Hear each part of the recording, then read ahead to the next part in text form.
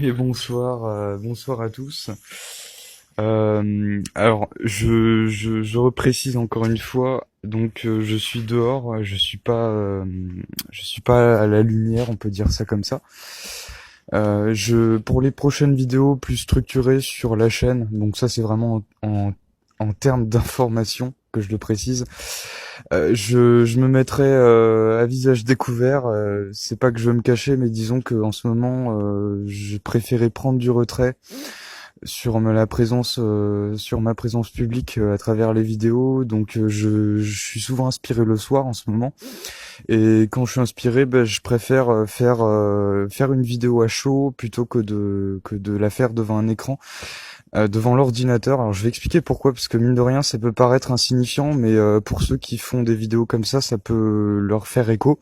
C'est-à-dire qu'en fait, quand je suis devant l'ordinateur, face à la caméra, dans une pièce, assis sur un fauteuil, j'ai plus de difficultés à être inspiré et à être posé, en fait. Ça peut paraître paradoxal, que bah, si je faisais ça à l'arrache, dans le jardin, en pleine nuit, en marchant, voilà. En fait, c'est tout con, mais finalement, ça change beaucoup la donne, donc je vais essayer de voir à l'avenir comment je pourrais faire ça. Mais pour ceux qui sont assez sensibles par rapport à ça, je m'excuse, mais enfin, quand on est inspiré, c'est vrai que ça peut sembler restreignant de pas pouvoir voir, avoir le côté visuel. Bah donc du coup, bah, je ferai en sorte de pouvoir la voir pour les prochaines fois. Mais là, fallait.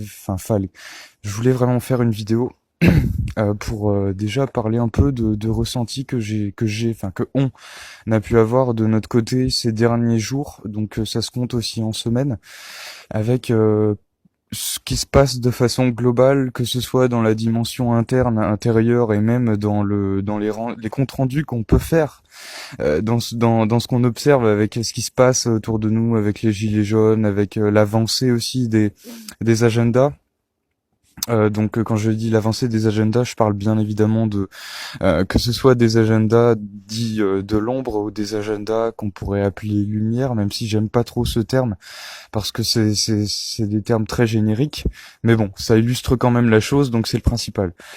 Alors oui, je voulais vraiment parler d'un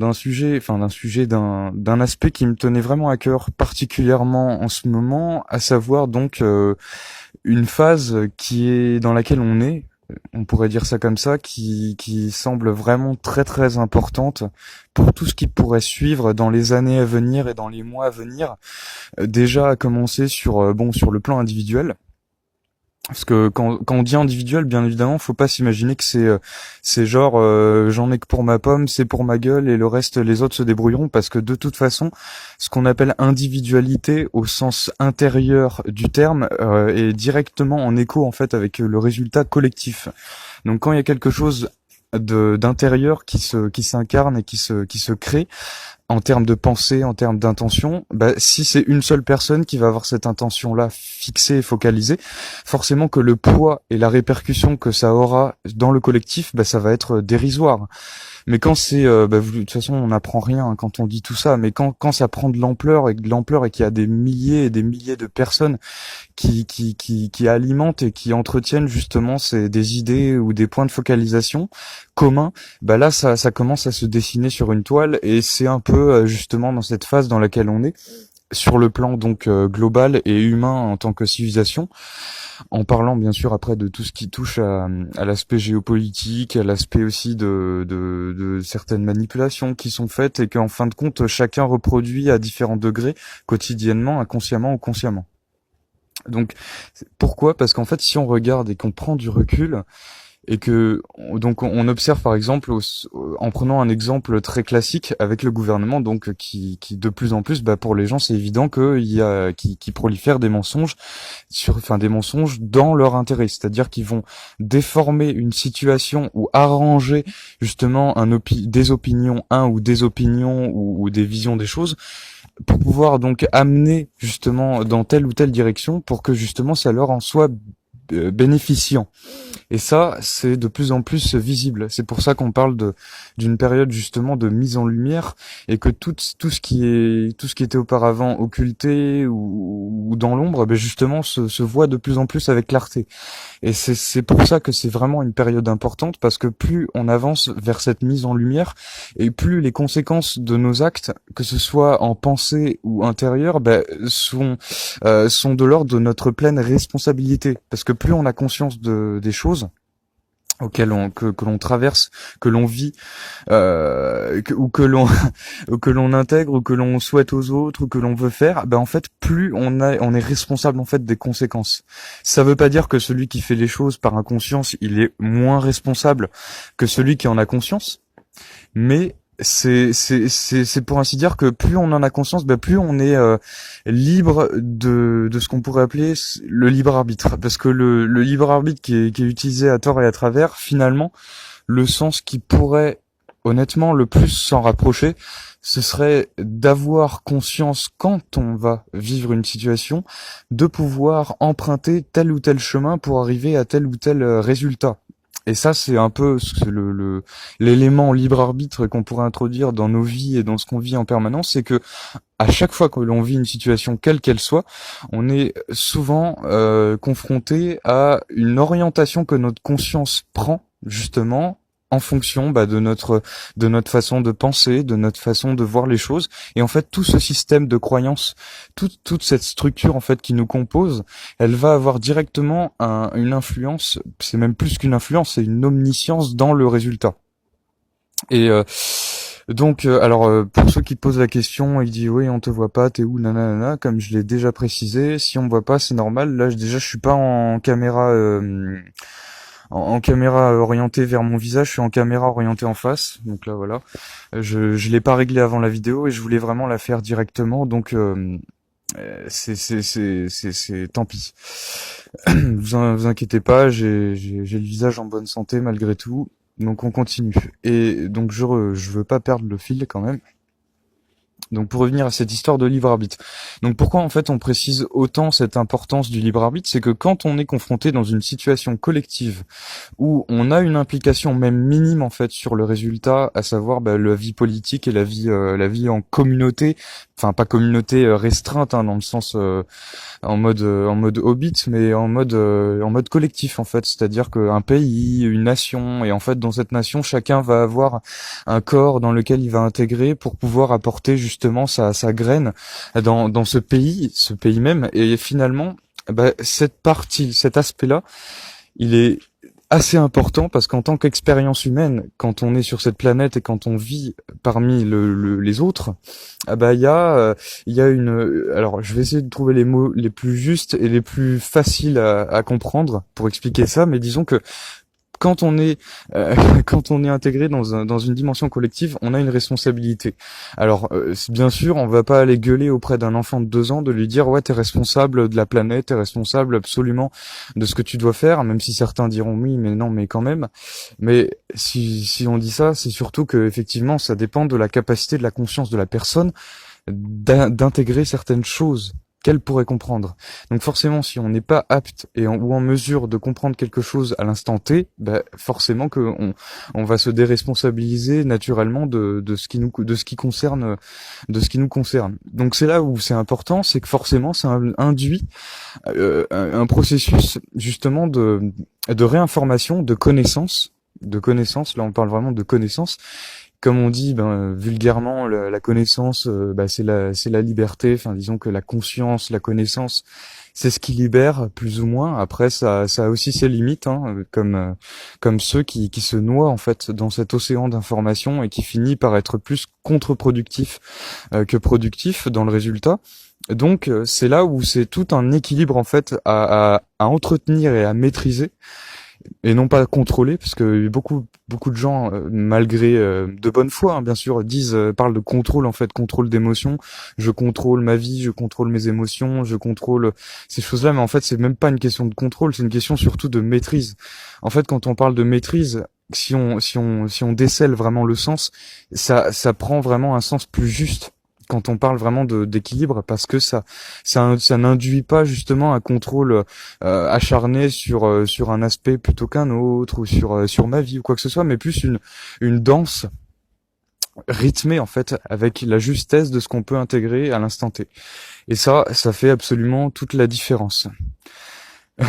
Donc bonsoir à tous pour ceux qui sont à l'écoute ce soir. Et, et donc voilà, donc forcément ça induit une énorme responsabilité. Alors je sais que ça peut paraître bien beau, et ça peut être très beau dans l'élan temporaire quand on prend conscience de certaines choses par rapport à un gouvernement qui nous opprime, de se dire que de se focaliser en fait sur un président ou sur un gouvernement ou même sur les forces obscures qui domineraient la planète et tout ça, même si c'est pas complètement faux bien évidemment, mais disons qu'en fait si la focalisation elle est en perpétuel nourrissage, c'est-à-dire qu'elle est en permanence entretenue, on va en permanence rabâcher justement la responsabilité uniquement sur le gouvernement, uniquement sur nos bourreaux, en fait finalement on va complètement écarter l'aspect de notre propre responsabilité que l'on a justement face à ce schéma, parce que là on parle bien de schéma. Quand on parle de schéma, en fait on parle d'un processus, d'un système en fait, qui se régit par des bourreaux, des victimes, une hiérarchie, donc là, dans le cas précis. Et ce système hiérarchisé, en fait, s'il existe et s'il perdure, c'est parce que il est entretenu par tous les éléments du système qui le compose, à savoir chacun. Donc, si ce système est entretenu par chacun, il y a forcément une responsabilité primordiale qui est de façon plus qu'urgente à intégrer par l'ensemble de la population. Bon, forcément, on respecte le rythme de chacun. Le but, c'est pas de faire comme les témoins de Jéhovah et d'aller toquer aux portes des gens et de leur imposer notre vérité. Ça, pareil, c'est le même principe que ce que les gouvernements et les autres groupes font. Les groupes de pression, les groupes de pouvoir, en fait, pour garder le pouvoir sur quelque chose, c'est de maintenir la personne dans une certaine ignorance tout en lui donnant l'illusion, justement, qu'elle a certaines connaissances. Et quand on est persuadé d'avoir toutes les connaissances absolues de l'environnement dans lequel on est, forcément, ça peut avoir tendance à nous clôturer et à nous enfermer dans une espèce d'illusion où on va se penser pleinement libre de comment appréhender de la meilleure façon des possibles une situation. Et finalement, quand on dézoome, on se rend compte on a tous un peu notre jambe de bois, notre cul de jatte, qui fait que, et de l'accepter d'ailleurs, c'est très important, mais qui fait que on est limité de façon proportionnée dans notre propre réalité, enfin ce qu'on appelle réalité. Et donc finalement, le monde il se retrouve à être alimenté et généré en permanence par un entrechoquement de multiples réalités que chacun intègre en soi, qui se dirige vers une direction plutôt qu'une autre, et un coup c'est cette direction, et un coup ce sera l'autre. Donc après, s'ajoute à ça, pour ceux qui ont un peu de mal avec ce langage, ce qu'on pourrait appeler l'opinion politique, par exemple, qui va bien au-delà de l'aspect médiatique et de l'aspect de ce qu'on vous dit de croire, où en fait c'est tout un système de pensée qui est plus ou moins influencé et consciemment, volontairement imposé pour un ensemble de populations pour pouvoir amener, comme je le disais au début de la vidéo, rediriger un groupe de personnes dans une direction. Donc quand tu vas diriger un groupe de personnes dans une direction et que ces personnes-là ont bonne conscience que ce qu'elles font c'est juste, on pourrait dire que tu l'as dans le mille. Parce que non seulement il n'y a pas forcément de remise en question qui serait profonde pour pouvoir complètement déstructurer le fondement même de l'influence que tu voudrais porter sur eux, mais en plus de ça, le boulot va être fait de lui-même et sans effort presque. Parce que justement le potentiel créateur que chaque humain a dans sa conscience, peu importe le degré dans lequel il est suffisamment énorme et immense pour pouvoir justement manifester les réalités qu'on est en train de vivre actuellement. D'où l'importance dont les forces de l'ombre le savent très bien, de ce qu'on appelle l'opinion, la pensée collective, la conscience collective humaine qui est en permanence programmée, reprogrammée et influencée avec ce qu'on appelle les modes, les dictats et en même temps certains qui veulent se rendre indépendants de certains dictats finissent par s'enfermer dans un autre. En fait, une bulle dans une bulle qui elle-même est dans une bulle qui elle aussi est dans une bulle. Donc à chaque fois qu'on dézoome, on se retrouve dans une autre bulle et finalement, tant qu'on reste dans cette structure, c'est infiniment grand et petit. Mais quand on a conscience justement de ce mécanisme dans sa nature et dans son fonctionnement, on peut s'en libérer. Et quand on parle de on peut s'en libérer, c'est que on peut ne plus en être soumis. Ça n'empêche pas qu'on peut se retrouver dans des situations désobligeantes ou inconfortables, que ce soit dans notre quotidien ou dans notre vie intérieure, émotionnelle, etc. Ça n'empêche pas, mais il y a une différence entre vivre les choses dans un état de victime, où en fait on va se retrouver complètement démuni de notre situation qu'on va vivre, par exemple difficile, qu'on va juger difficile, ou la vivre certes avec difficulté, mais avec cette conscience justement que elle n'est qu'une expérience. Et considérer une situation comme en tant qu'expérience uniquement ne revient pas à déconsidérer, à dénaturer la richesse de l'expérience elle-même.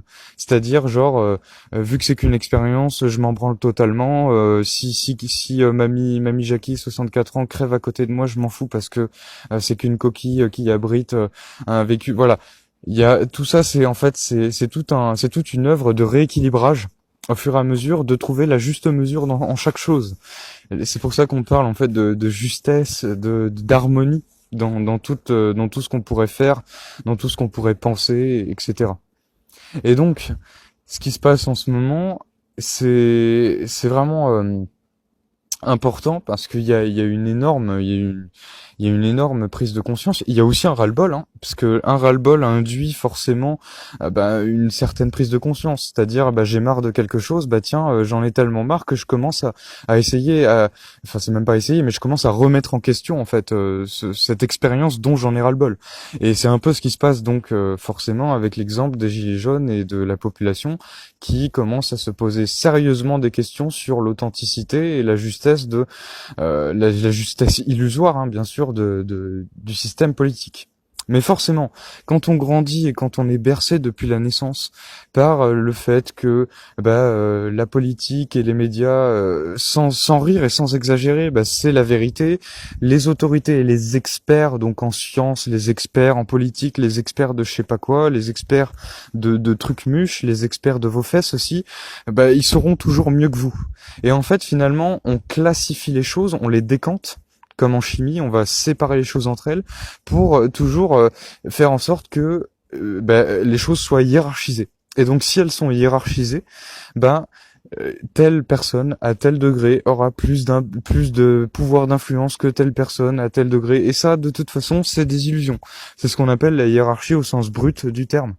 Et donc, si on est amené vers une prise de conscience qui remet en question avec un ras-le-bol tout ce qui peut nous entourer comme qu'on considère comme injuste de plus en plus, forcément petit à petit ça s'amène et ça s'accompagne par une remise en question énorme vis-à-vis de nous-mêmes et de notre consentement qu'on donne en permanence à des choses dont auparavant on n'avait pas conscience. Par exemple, c'est comme si moi demain je voulais aller je voulais aller me battre contre le système corrompu et que juste après j'allais me faire un McDo ou que j'allais reproduire le même comportement que certains hommes politiques avec mon frère ou avec ma sœur ou autre. En fait, c'est une question vraiment d'état d'esprit. Si l'état d'esprit dans le bas-fond, il est le même à un certain point clé de la hiérarchie, en bas comme en haut, en fait, le résultat dans le fond sera le même.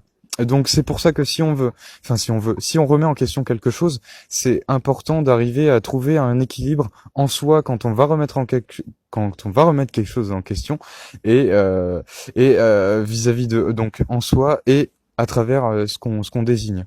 Voilà. Donc ça, ce serait en toute bonne conscience et honnêteté que je dirais que dans ce qui se passe, il y a certes une prise de conscience, mais à un moment donné, le problème n'est pas la prise de conscience parce que elle est là en fait. La prise de conscience, il y a énormément de gens qui prennent conscience en permanence de beaucoup de choses qui deviennent de plus en plus virulentes. De toute façon, l'humain, comment il fonctionne?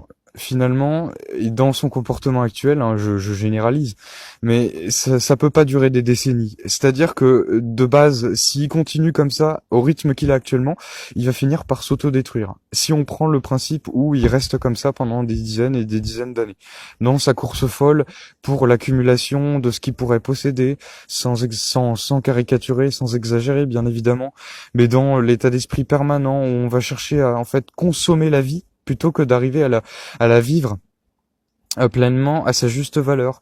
Donc ça va artificialiser finalement tout le côté relationnel, tout le côté omniprésent qu'on peut avoir dans nos vies, et finalement on se coupe de ce qu'on pourrait appeler le vital qu'autre chose.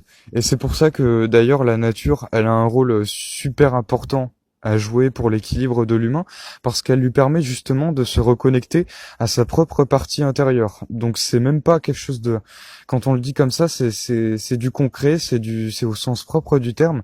C'est-à-dire que la nature, c'est un peu le reflet du jardin qu'on a en soi, en fait, dans notre nature authentique.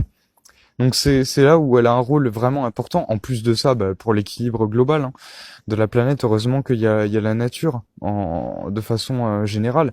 Et c'est vrai que si on observe et qu'on prend du recul sur le comportement humain, pas uniquement forcément à cause des entités de l'ombre qui utilisent les lobbies ou les grands groupes de pression ou d'influence dans les multinationales et tous ceux qui ont le pouvoir par l'aspect financier pour pouvoir justement monopoliser les décisions qui peuvent être prises pour avoir des intérêts derrière.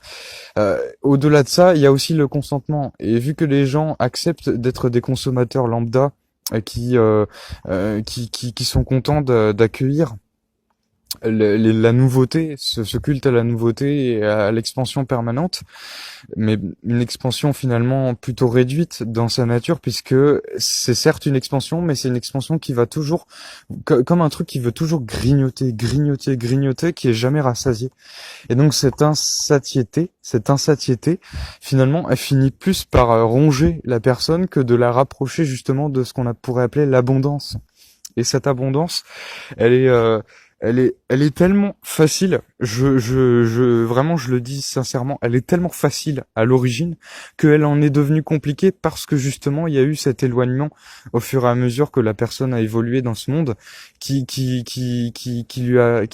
a fait elle s'en est presque coupée.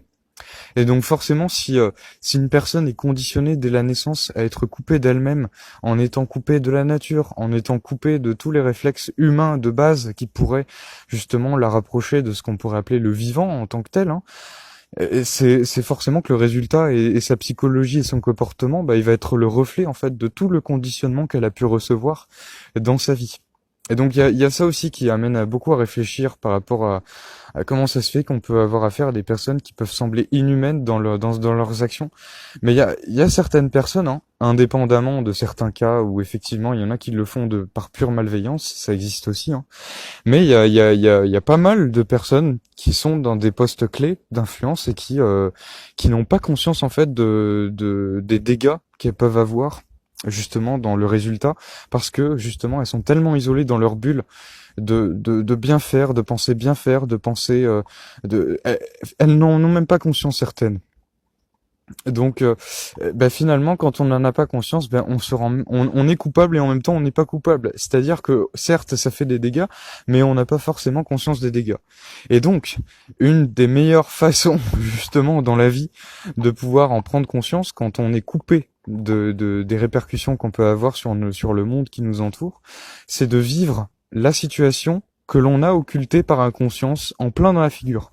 C'est pour ça donc qu'on parlait justement d'une phase qui crispait certaines oreilles quand j'en avais parlé, une phase chaotique, une phase vraiment de tumulte à l'échelle humaine, qui, dans la moindre des mesures, bien évidemment, n'est pas indispensable, mais actuellement, par rapport à la précipitation de l'urgence de la planète.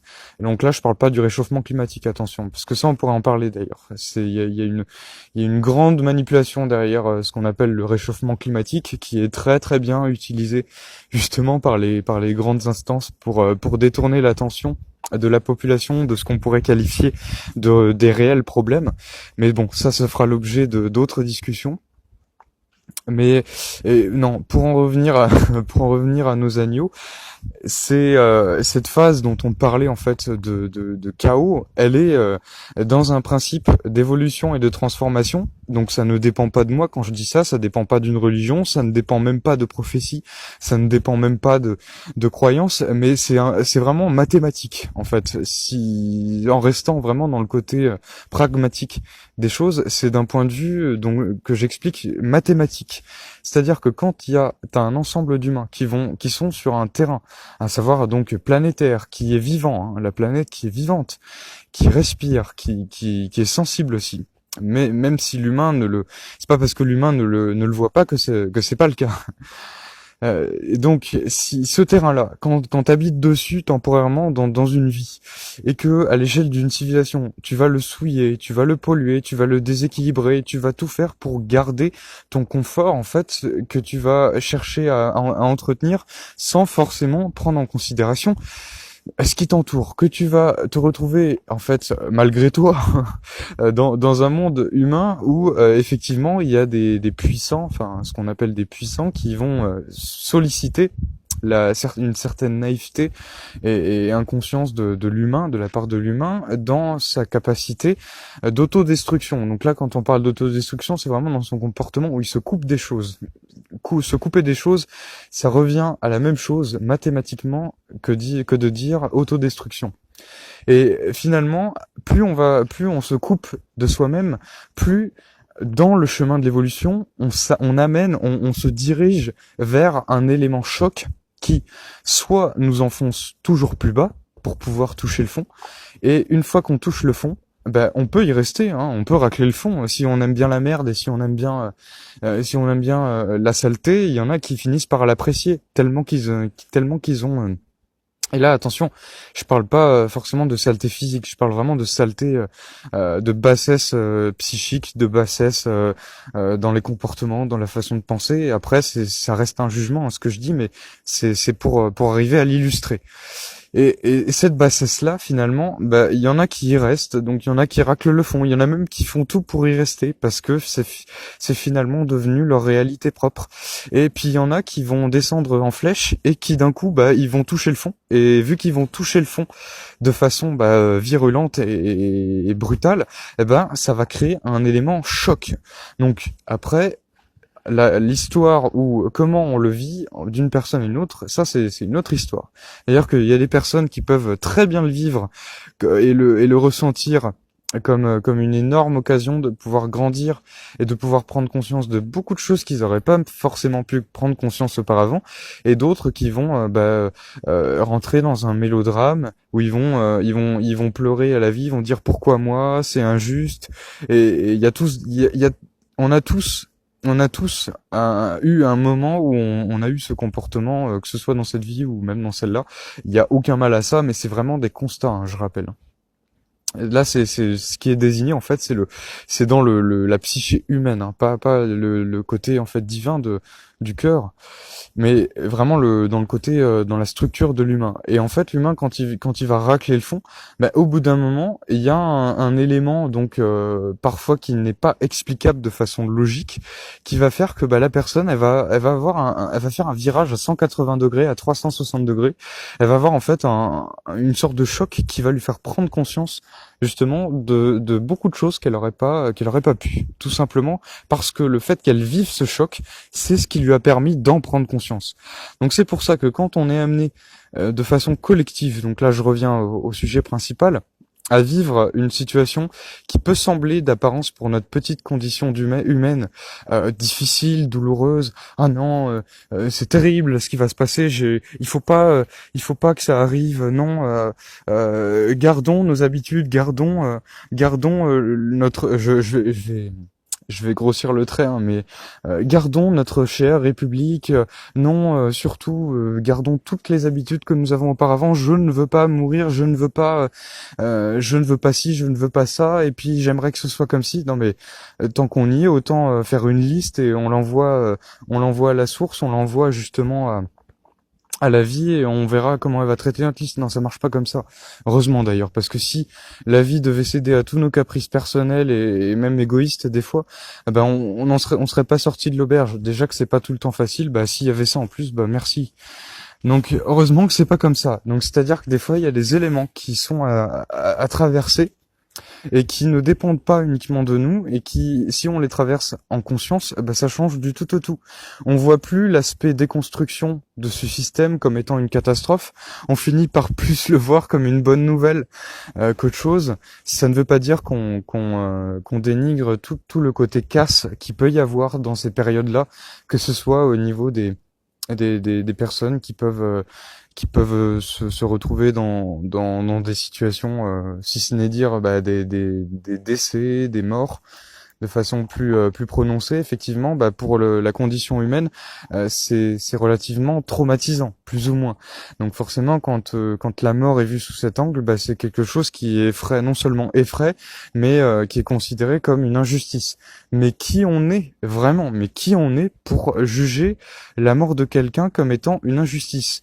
C'est bien beau en fait de vouloir implorer et déplorer une injustice de la part d'un proche qui peut être décédé ou même de personnes qui peuvent être décédées, aussi violente soit la mort hein, même. Mais en fait on est ce jugement, même si on dit que c'est injuste et tout ça, c'est notre propre jugement. C'est quelque chose qui émane de nous de façon émotionnelle, à savoir donc un décès, mais mais qui dit que la personne c'est qu'elle est pas bien quoi. Donc bon, après, si on considère qu'on est juste un bout de chair qui est animé par un cerveau et qui produit de la créativité, forcément qu'on voit la mort d'une façon différente. Et bon, soit. Mais si on prend l'aspect de la mort, à savoir la vie en fait, la transformation, d'un angle qui prend en compte que la mort c'est une transition et que la personne a pu partir sous la forme d'un accident, sous la forme de même, imaginez, bah, dans une manif des Gilets jaunes, bah, il y a un décès. Ce qui a dû arriver, je crois, si je dis pas de bêtises, au début du mouvement, d'ailleurs. Mais le fait qu'il y ait un décès, d'accord, il y a un décès, mais je pense que ce qui sera vraiment important dans ce qui est à venir, et là on parle même pas d'années, on parle vraiment de mois, sans dater, hein, parce que le but c'est pas de dater, mais si on prend vraiment l'essentiel de ce qui pourrait être dit, c'est vraiment plus vous aurez du détachement émotionnel, non pas coupé, hein, mais détachement, c'est-à-dire du recul sur votre propre émotionnel, de ce que vous traversez, et plus vous serez lucide et apte à pouvoir traverser de façon sereine et aligner des turbulences qui pourraient survenir, c'est même pas qui pourraient, qui vont survenir très prochainement. Donc on dit très prochainement et des fois on a l'impression que ça se reporte à chaque fois que on dit ouais ça va bientôt arriver et les gens sont dans l'attente en fait. Donc vu qu'il y a une attente, bah c'est finalement ça repousse quelque chose et la tension augmente. On se sent de plus en plus sous pression parce qu'on aimerait que ça s'accélère aussi. Faut pas se le cacher. Comme je l'avais dit dans une autre vidéo, des fois, enfin c'est même pas des fois, mais j'ai envie que ça pète quoi, vraiment que ça pète et que ça pète grave dans le sens où empêcher de tourner en rond, que les gens arrêtent de tourner en rond, que les gens arrêtent de reproduire cette espèce de roue rouillée en fait où c'est tout le temps les mêmes choses, c'est tout le temps la même façon d'agir. Je prends l'exemple de l'école. À l'école, sans juger les profs eux-mêmes parce que bon, ils sont pas en meilleure posture que ceux qui sont élèves. Mais c'est comme on dit tous dans le même bateau. Mais disons que dans l'enseignement lui-même qui est formaté jusqu'à la moelle, mais c'est ennuyant à mourir. Et je vais le dire de façon subjective, hein, bien sûr. Mais quand je voyais les cours qui donnait à l'école et dans les lycées, mais c'est pourri, mais c'est vraiment ennuyant quoi. C'est quand il parlait de la République, quand il parlait de cette espèce de laïcité je sais pas comment on pourrait le dire, mais c'est qui est une construction artificielle de A à Z. Mais quand il parlait de tout ça, mais je sentais, vous savez, le côté qu'on pourrait appeler vieux jeu, le côté vraiment marbré, terne, vraiment froid, rigide, complètement dénué de couleurs en fait. C'était vraiment ça que je ressentais quand j'étais à l'école et pendant les cours, et même quand il parlait des études, quand il parlait de soi-disant la vie active et avec l'école et oh ouais vous allez voir, vous allez intégrer une école et il y a des gens super, hein. Il y a des gens super dans certaines écoles. Ça ne remet pas en question le côté humain, bien évidemment. Je parle vraiment de la structure et de l'enseignement lui-même qui est vraiment vraiment mais à chier quoi. Et donc cet enseignement qui est à chier, mais imaginez si on pouvait vraiment parler de sujets passionnants, mais il y en a plein qui apprécieraient l'école, et il y en a quand même qui apprécient l'école avec ce qu'elle est aujourd'hui, et ça, ce n'est pas un reproche, hein, bien sûr. Donc ça c'est vraiment un truc qui m'a révolté. Donc je fais une anecdote hein, par rapport à l'école, mais qui m'a révolté depuis que je suis tout petit. C'est comment on peut accepter en fait. Je suis d'accord hein, que on ait peur des représailles de la part de notre famille, qu'on ait peur de l'autorité aussi, qu'on refuse, qu'on fuit l'autorité comme étant quelque chose qui nous effraie et que finalement on préfère se taire plutôt que vraiment s'exprimer. Mais vraiment, je me suis dit, mais c'est comment on peut arriver à accepter tout ça, quoi. Et mais finalement, si t'interroges les gens dans leur fort intérieur face à tout ça, mais la plupart ils disent mais c'est de la merde ce truc. Mais bon, après il y a une couche qui se superpose et qui va donner bonne figure et qui va dire oui non mais c'est bien, attends, il faut arrêter de te plaindre par rapport à ça, tu sais, tu sois déjà content d'avoir un voilà le dicton qui a été rabâché, c'était il faut que tu aies un boulot parce que ça t'apportera une sécurité. Mais ce qui n'est pas faux, hein. C'est totalement vrai dans le système dans lequel on est, hein. C'est ça le pire ou le mieux. C'est c'est ce qui est relatif, mais c'est vrai. C'est vrai en fait. Donc en fait, du coup, on utilise ça, le côté survie, en fait, le côté genre t'as pas le choix, où on te fait bien comprendre que vu que tout le monde, bah regarde Jérémy, tout le monde prend la même direction, tout le monde va dans cette direction. Bon, ça pue la merde là-bas, mais vas-y parce que tout le monde y va. Et en fait, finalement, cette direction commune, si tu prends du recul, donc là je reste un peu dans le contexte de l'éducation, mais ça va bien au-delà, hein, et ben c'est quelque chose qui annihile presque justement le potentiel vraiment créatif de la personne. Et je sais que quand je dis tout ça, c'est très réducteur parce qu'il y a toujours des cas particuliers, que ce soit dans les écoles ou même ailleurs. Mais bon, hein, on peut pas faire en permanence le pour et le oui et si et pourquoi et en fait non. On peut pas tout le temps contredire. Et des fois, ça fait quand même du bien de pouvoir généraliser certaines choses tout en ayant conscience qu'elles ne sont pas totalement générales.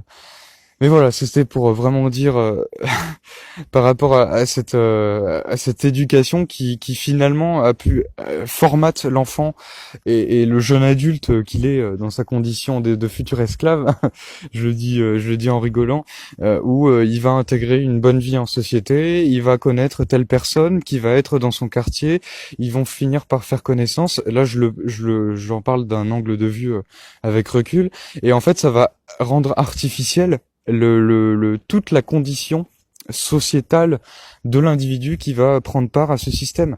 Et finalement, l'essentiel, quand il y a quelque chose qui est remis en question de toute cette structure, ça souvent le réflexe primitif presque et primaire, c'est c'est la peur. Genre ça m'effraie justement c'est nouveau, je connais pas, vu que je connais pas, j'en ai peur. Et lui il parle de quelque chose de nouveau. Bon allez, c'est un complotiste. Allez, comme ça je pourrais dormir sur mes deux oreilles ce soir. J'aurais rien à remettre en question. Bon, si ça me brûle au cul à un moment donné, là je réfléchirais, mais je préfère mettre mon cerveau en pause. Bon, rassurez-vous, je le dis vraiment avec détachement, hein. Mais c'est un peu ça aujourd'hui, donc forcément des fois c'est révoltant parce que non pas qu'on ait la vérité ultime entre les mains et que l'on veuille convaincre les ignorants de leurs bêtises, hein, parce que c'est pas comme ça que ça marche. Mais disons que c'est vrai que quand on a conscience de certaines choses sur ce cheminement, on finit par accepter qu'il y a des personnes qui ne prennent pas conscience de ça et qui ne vont peut-être pas jamais en tout cas pour l'instant prendre conscience de ça. Donc ce qui induit forcément qu'on se rapproche de personnes qui nous correspondent, comme tout le monde finalement. On crée des affinités qui font un pont et ce pont il existe à travers l'affinité des personnes qui finalement ne se reconnaissent pas. dans dans ce système. Et quand on dit se reconnaissent pas, ça veut pas dire je vais vivre à poil avec les feuilles mortes dans une montagne. On n'est pas obligé de tous faire ça pour pouvoir revendiquer soi-disant un côté rebelle par rapport au système. Heureusement que ça marche pas comme ça. Et ceux qui sont à poil dans une forêt avec des feuilles mortes sur la nouille, je leur en veux absolument pas. Hein. De toute façon, ça reste, ce sont des expériences. Mais voilà, pour ainsi dire que on peut être dans ce monde, mais en étant dans ce monde, en même temps, on n'en est pas complètement dedans parce que finalement, quand on voit toute la galère qu'il faut pour faire quelque chose qui devrait être naturel, donc là, Dixit les métiers, hein, par exemple, où il faut 10 000 formations pour faire quelque chose de dérisoire dans le côté apprentissage, où tu peux très bien apprendre ça sur le tas avec la confiance de celui qui t'embauche, et il y a des liens qui se créent en plus d'ailleurs, et tout ça, et ça se fait hein, de toute façon, sauf que bien sûr ça sort des sentiers battus, ça sort de cette espèce de ligne de sécurité qui est balisée par le système, et c'est pas conseillé quoi. Comme moi, on m'a pas conseillé de passer, enfin on m'a pas conseillé d'arrêter les études. Et forcément, quand t'as plein de gens qui te disent non, ça va pas, t'es en train de te couper de ta vie sociale, comment tu vas faire, c'est impensable, tu te rends compte, mais le bac et les études c'est un bout de papier, on s'en branle. Ce qui compte en fait c'est nos vraies connaissances, c'est notre savoir-faire. Ça n'empêche en rien quelqu'un qui n'a pas eu des études justement d'être très doué avec ses mains, et ça la vie l'a bien démontré par mille et une manières de toute façon. Donc finalement voilà, c'est ça qui est quand même bien, c'est que malgré en fait toutes les contraintes qu'on pourrait voir, il y a toujours des possibilités, aussi difficiles que ce soit, d'arriver à se faufiler un chemin, même si on le conçoit, par moments c'est vraiment pas facile. Mais qui a dit que c'était facile, hein, comme on dit. C'est un peu ça le challenge en fait. Donc voilà, franchement, hein, je vais le dire hein, pour clôturer ce live. Quand on voit ce qui nous propose comme vision de la vie, que ce soit à l'école, que ce soit dans les études, et bien sûr, hein, quand je dis ça, c'est ceux qui acceptent, il y a aucun souci. Mais quand on voit ça, franchement, je comprends qu'il y ait des personnes qui s'isolent, qu'il y ait des jeunes qui préfèrent, par exemple, s'enfermer dans les jeux vidéo, qui préfèrent fuir justement cette réalité, qui préfèrent fuir tout simplement le monde qui les entoure. Mais je les comprends parce que j'ai été dans le même cas hein, dans ma génération. Quand on observe en fait le monde, enfin la société de façon vulgaire dans laquelle on est, forcément que ça donne pas envie. Bon après, le reste, c'est une autre histoire, bien évidemment. Le but, c'est pas de donner gain de cause à un penchant plutôt qu'un autre, mais plutôt de rendre compte. Donc voilà. Et écoutez, je vous remercie beaucoup pour l'écoute et je vous dis à très bientôt. Ça fait du bien de pouvoir s'exprimer comme ça à chaud. Et j'avais beaucoup apprécié prendre du recul ces derniers temps parce que je me dis que des fois on peut s'époumoner à répéter certaines choses, mais finalement le fait de pouvoir prendre un certain recul, ça permet de mieux se relancer. Donc les périodes de recul, les périodes de pause, comme on appelle ça, c'est dans tout, c'est très important. C'est vrai qu'on dans ce monde, on a tendance à nous presser la patte en permanence, à nous dire ouais, tu dois te dépêcher de faire ça, tu dois te dépêcher de régler telle ou telle chose, de trouver un boulot, de faire ci, de faire ça, et finalement, on n'a plus le temps de vivre. On a l'impression de vivre, mais on s'essouffle au bout d'un moment et on oublie un peu ces moments de respiration, ces moments de calme, de pause, hein, vraiment de pause. Et heureusement qu'il y ait des pauses parce que sinon, on n'a plus de force, quoi. Et donc, courage à tous. Enfilez bien vos salopettes pour ce qui va venir. Ça va être très difficile, mais c'est très excitant en même temps, dans le sens où on devrait s'en réjouir vraiment de ce qui s'en vient, aussi difficile et douloureux que ce soit. Franchement, j'ai pas peur, hein. C'est vraiment la dernière chose qui m'effraie, c'est tous ces trucs-là.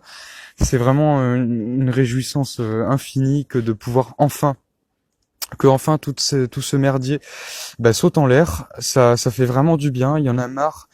Il y en a marre des vieux dogmes pourris, il y en a marre des trucs qui rouillent, il y en a marre des...